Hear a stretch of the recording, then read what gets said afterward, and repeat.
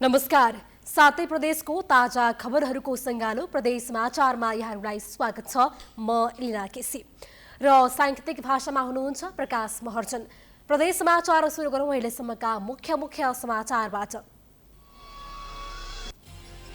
सत्ता पक्षमा नै सहमति नजुटेपछि गण्डकी प्रदेशको बजेट पारितमा अन्यल।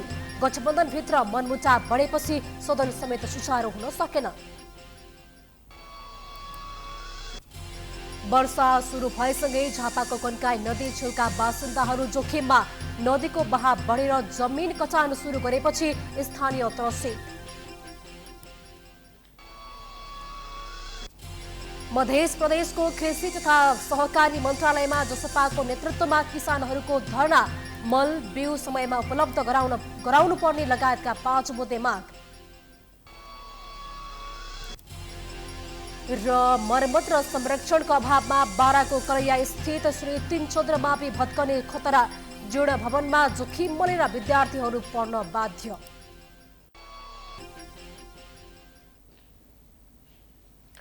आजको प्रदेश समाचार सुरु गरौँ। सत्ता पक्षमा देखिएको विवादका कारण गण्डकी प्रदेशको बजेटमाथि समेत छलफल हुन नसकेको सम्बन्धी समाचारबाट।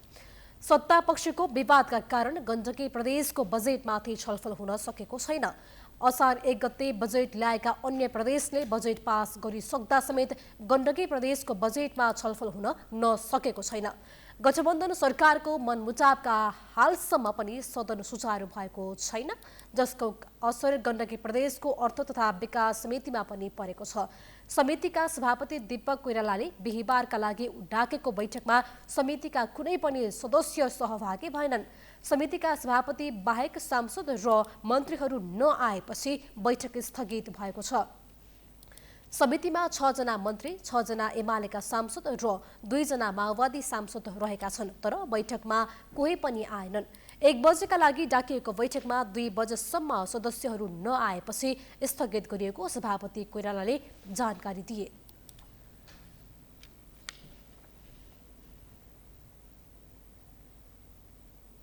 मिटिङ कोरम नपुगेर नभइरहेको एउटा सन्दर्भ अघिल्लो पटक पनि मैले भनिराखेको कारणले त्यो हो।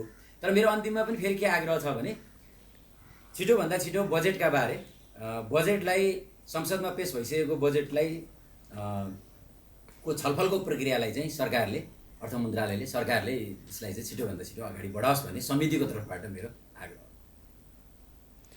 समितिले हालको संसदको गतिरोध बारे छलफल गर्नका लागि बैठक बोलाएको थियो। असार 1 गते बजेट प्रस्तुत गरेपछि संसद स्थगित छ। समितिले संसद नचल्नुका कारण खोज्ने र छिटो सदन सञ्चालनका लागि निर्देशन दिन अर्थमन्त्रीलाई समेत डाकेर बैठक बोलाएको समितिले जनाएको छ। एमाले भने सदनमा गर्नुपर्ने बजेट छलफल संसदीय समितिमा गर्न लागि भन्दै बुधबार नै पत्रकार सम्मेलन गरेर त्यसको विरोध गरेको थियो।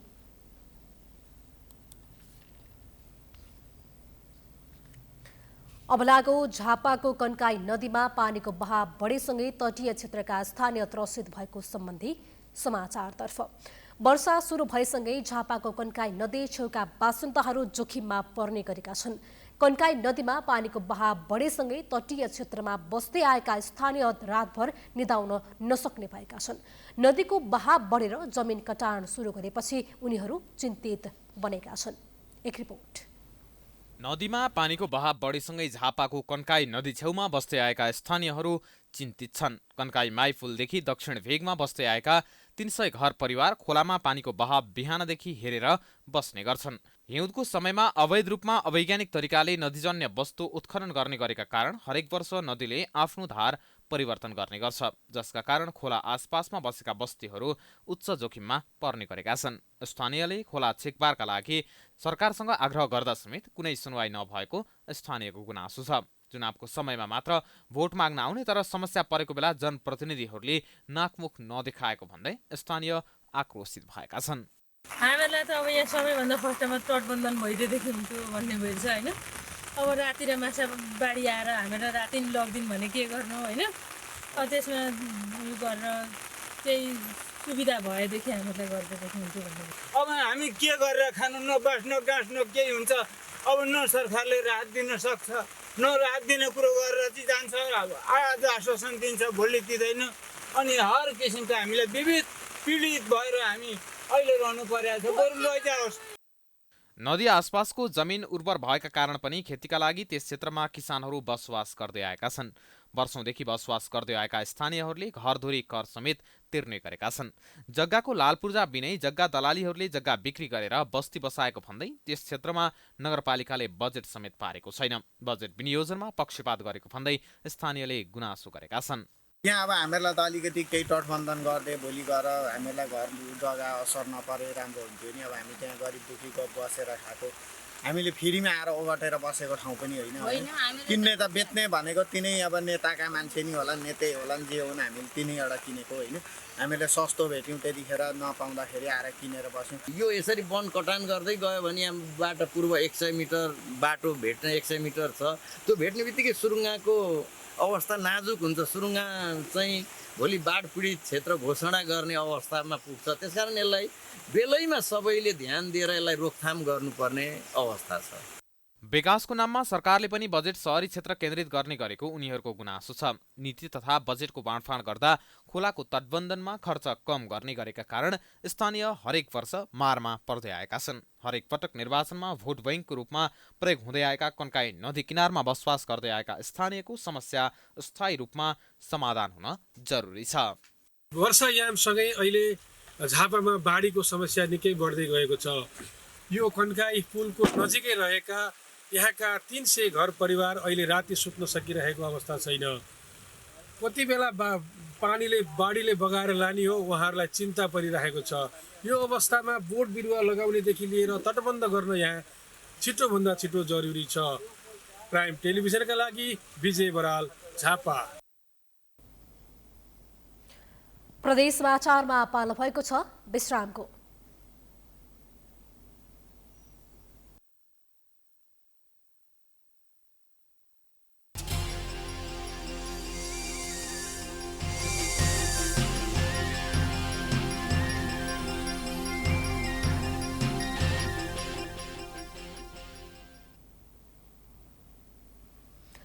विश्रामपछि स्वागत छ। अब लागौ मध्य प्रदेशको भूमि व्यवस्था कृषि तथा सहकारी मन्त्रालयमा किसानहरूले धरना दिएको सम्बन्धी समाचारतर्फ। मध्य प्रदेशको भूमि व्यवस्था कृषि तथा सहकारी मन्त्रालयमा किसानहरूले 5 बुँदे माग राख्दै धरना दिएका छन्। किसानहरूले पर्याप्त मल, खाद्य, बिउ, बिजन समयमा उपलब्ध गराउनु पर्ने माग राख्दै धरना दिएका हुन्। त्यस्तै मन्त्रालयको अनुदान सेवामा सुविधा र विभिन्न योजनाहरू एकरूपता गरी किसानहरूको हक हित सुनिश्चित गर्नुपर्ने, शीत भण्डार निर्माणको काम तत्काल अगाडि बढाउनु पर्ने लगायतका माग राखेका छन्। जनता समाजवादी पार्टी नेपालका प्रदेश उपाध्यक्ष शेष नारायण यादवको अगुवाईमा धनुषा र सर्लाही जिल्लाका किसानहरू धरनामा बसेका छन्। किसानहरूले समयमा माग पूरा नगरेको भन्दै लेखा तथा खाद्य सुरक्षा महाशाखामा तालाबन्दी समेत गरेका छन्। भुक्तानीको लागि निवेदन गरे तापनि हालसम्म भुक्तानी प्रक्रिया अगाडि नबढाएकोले उक्त शीत भण्डार निर्माण कार्यमा खर्च भएको रकमको किसानहरू कृषक समूहलाई चौतर्फी तयदा भइरहेकोले हामी बाध्य भएर मन्त्रालयमा धरना लगायतका विभिन्न कार्यक्रमहरू गर्नुपर्ने भएको बेहोरा जानकारी गराउँदछौँ। त्यस्तै धनुषाको लक्ष्मीनिया 3 मा कृषक समूहले चिस्यान केन्द्र निर्माणका लागि 2.5 करोडको लगानी गरे तापनि भुक्तानी नभएको गुनासो गरेका छन्। यता भूमि व्यवस्था कृषि तथा सहकारी मन्त्रालयले फाइल तथा अदालतको आदेशको अध्ययन गरी सबै प्रक्रिया पूरा गरेर भुक्तानी दिने बताएको छ। जिम्मेवार पोस्ट हुन्छ, सबै कुरा हेरेर नियम कानुन बमोजिम गर्नुपर्ने हुन्छ। हामीले गरिरहेछौँ त, नगरेको त होइन नि। सबै गर्दा गर्दा त यहाँसम्म पुगेको छ नि त। यो कार्य यो जुन फाइल छ तपाईँले हेरिराख्नु भएको छ, त्यो हाम्रो अदालतको जुन यो उच्च अदालतले जुन आदेश गर्नुभएको छ त्यही बमोजिम त भइरहेको। आफूहरूले राखेको माग पूरा नभए कडा आन्दोलन गर्ने चेतावनी समेत दिएका छन्।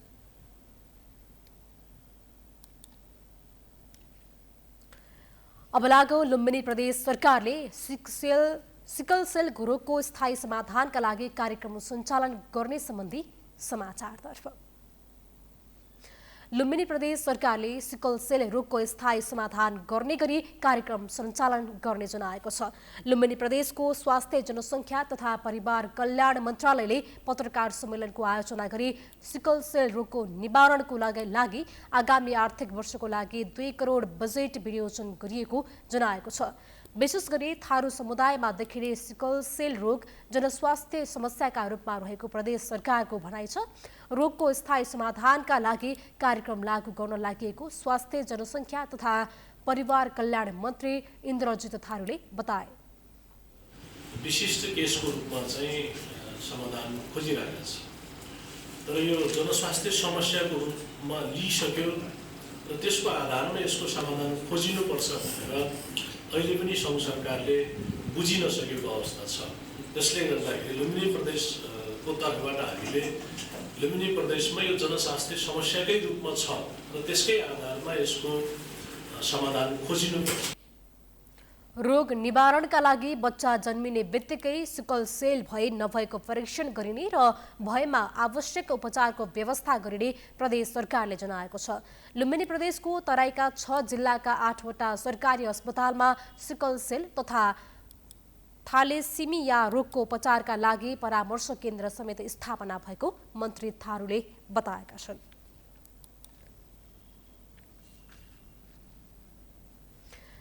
प्रदेश समाचारमा पुनः पालो भएको छ विश्रामको।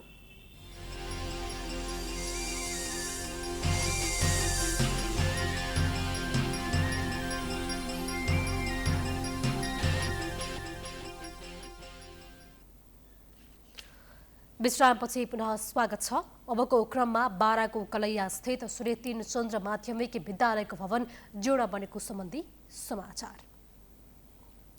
बाराको कलैया स्थित सूर्य 3 चन्द्र माध्यमिक विद्यालयको जीर्ण भवनमा जोखिम मलेर पचन पाचन हुँदै आएको छ। पुरानो भवनको मर्मत तथा नयाँ भवन निर्माण नहुँदा वर्षाको समयमा विद्यार्थीहरूले स्वास्थ्य बिहोर्दै आएका छन् भने समय समयमा पचन पाचन समेत प्रभावित हुने गरेको छ। एक रिपोर्ट।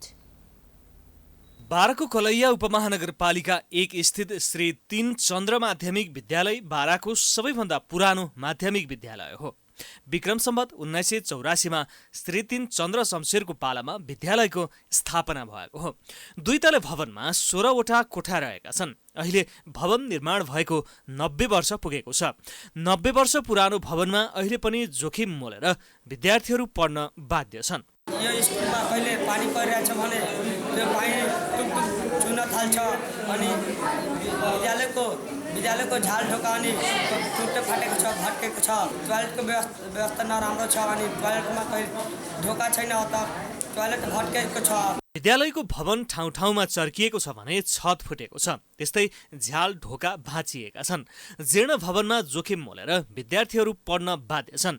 जीर्ण भवनका कारण कर्मचारी तथा शिक्षकहरू समेत त्रसित छन्। जीर्ण भवनको मर्मत तथा संरक्षणमा कुनै सरकारले समेत चासो नदिएको प्रधानाध्यापकको भनाइ छ। राणा प्रधानमन्त्रीको पालामा स्थापना भएको काठमाडौँ बाहिर खुलेको पहिलो विद्यालय हो। यो स्थापना भएको त हाम्रो 95 वर्ष भयो। यो बिल्डिङ बनेको लगभग 90 वर्ष भएको होला। त्यही भएर यो विद्यालयको अवस्था, यो भवनको अवस्था एकदम जीर्ण भइसकेको छ र यसलाई मर्मत गर्नको लागि सम्बन्धित निकायले ध्यान दियोस् भन्ने मेरो आग्रह छ। जीर्ण भवनको कारण वर्षाको समयमा पानी चुहिँदा कहिलेकाहीँ माथिबाट सिमेन्ट बालुवा समेत खस्ने गरेको विद्यार्थीको गुनासो छ। यस्तै विद्यालयमा भएका शौचालयमा ढोका नहुँदा शौच गर्न समस्या भएको विद्यार्थीको गुनासो छ। यस्तै खानेपानीको सुविधा नहुँदा विद्यार्थीहरूले शास्ति बेहोर्नु परेको गुनासो गरेका छन्। हामीहरूलाई पढ्नको लागि भवनको व्यवस्था राम्रो छैन। यहाँ कोठा काछा कोठा बनेर जिरो अवस्थामा छ। यहाँ बर्सात भएपछि काछा कोठा छुन थाल्छ। यहाँको सिमेन्टहरू इँटाहरू भत्रक्न थाल्छ र यहाँ सबैभन्दा पहिला यहाँ त टोयलेटको पनि व्यवस्था छैन। हामीहरूले विद्यार्थीहरूलाई सबैभन्दा महिलाहरूलाई यहाँ शौचालयमा जानको लागि धेरै समस्याहरू छन्। यहाँको नराम्रो अवस्थाको कारणले यहाँ धेरै दुःख परेशानी झेल्नुपर्छ अनि यहाँको प्लेग्राउन्ड पनि नराम्रोसँग घेराउनुको कारणले यहाँबाट विद्यार्थीहरू भाग्न पनि सकिन्छ। त्यस कारणले यहाँ पढाइ राम्रोसँग अलि हेरचाह गर्नुपर्छ। प्रदेश सरकार र स्थानीय सरकारसँग मेरो यही निम्ति छ कि यो सबैलाई राम्रोसँग बनाइदिनुका लागि हार्दिक अनुरोध गर्दछु। विद्यालयको जीर्ण भवन मर्मत तथा नयाँ भवन निर्माणमा कलैया उपमहानगरपालिकाले पनि कुनै चासो दिएको छैन। नवनिर्वाचित नगर प्रमुख विनोद शाहले भर्खर मात्र निर्वाचित भएर आएको र विद्यालयको भवनका बारेमा जानकारी लिने बताएका छन्। उक्त विद्यालयमा 1500 बढी विद्यार्थीहरूले अध्ययन गर्दै आएका छन्। स्थानीय सरकारले विभिन्न क्षेत्रमा लाखौं रुपैयाँ बजेट विनियोजन गरे पनि शिक्षाको मन्दिर मानिने क्षेत्रमा बजेट नसमेट्नु दुर्भाग्य हो। विद्यार्थीको भविष्य जोडिएको शिक्षा क्षेत्रमा स्थानीय सरकारले विशेष कार्ययोजना बनाई अगाडि बढ्न जरुरी छ। प्राइम एसडीका लागि बाराबाट श्रीकान्त गुप्ताको रिपोर्ट। अन्तमा समयमा मनसुन सक्रिय भएसँगै लमजुङमा 40% भन्दा बढी रोपाई भएको सम्बन्धी समाचार। समयमा मनसुन सक्रिय भएसँगै लमजुङमा 40% भन्दा बढी रोपाई सकिएको छ। कृषि ज्ञान केन्द्र लमजुङका अनुसार 15 असारसम्ममा 40% रोपाई भएको जनाइएको छ। मनसुन छिट्टै भित्रिएको र प्रशस्त पानीको सुविधा भएकाले यस वर्ष लमजुङमा रोपाई चाँडै सुरु गरिएको थियो। लमजुङमा रामधान, सुनौलो, सुगन्ध, सुख्या 2, सावित्री, जेठो बुढो, एक्ले, लोकतन्त्र लगायत उन्नत जातको धानका साथै लोकनाथ, गोरखनाथ, US 312, मकवानपुर, मनसुली लगायतको हाइब्रिड जातको धानको खेती हुँदै आएको छ। भन्दैमा वर्णसङ्कर जातहरूमा मात्रै आत्मनिर्भर नभइकन चाहिँ आफ्ना स्थानीय पहिला परापूर्वकालदेखि प्रयोग गरिरहेका धानका जातहरूलाई पनि संरक्षण गर्ने र उपयोग गर्न पर्छ भन्ने एउटा शुभ सन्देश हामीले चाहिँ फैलाउनु। लमजुङका ठुला फाट, राइना स्टार, तिमिले कुवा, रामचोक बेसी, भलाखर्क, चक्रतीर्थ, भोरले 4, 2 पिप्ले, सेउती पसल, सुन्दर बजार, परिवार डाँडा, 1700 लगायतका स्थानमा मकै पाके लगत्तै रोपाई सुरु हुने गरेको छ। केन्द्रका अनुसार जिल्लामा 13,250 हेक्टर जमिनमा धान खेती गरिँदै आएको छ।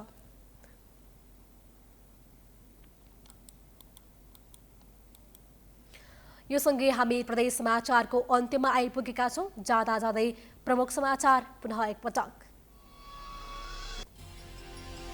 सत्ता पक्षमा नै सहमति नजुटेपछि गण्डकी प्रदेशको बजेट पारित वा अन्योल। गठबन्धनभित्र मनमुटाव बढेपछि सदन समेत सुचारू हुन सकेन। वर्षा सुरु भएसँगै झापाको कन्काई नदी छेउका बासिन्दाहरू जोखिममा।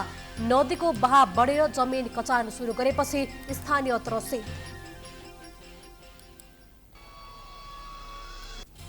मध्य प्रदेशको कृषि तथा सहकारी मन्त्रालयमा जसपाको नेतृत्वमा किसानहरूको धरना। मल बिउ समयमा उपलब्ध गराउनु पर्ने लगायतका 5 बुँदे माग। र मर्मत र संरक्षणको अभावमा बाराको कलैया स्थित श्री 3 चन्द्रमावि भत्कने खतरा। जोडा भवनमा जोखिम मलेर विद्यार्थीहरू पढ्न बाध्य।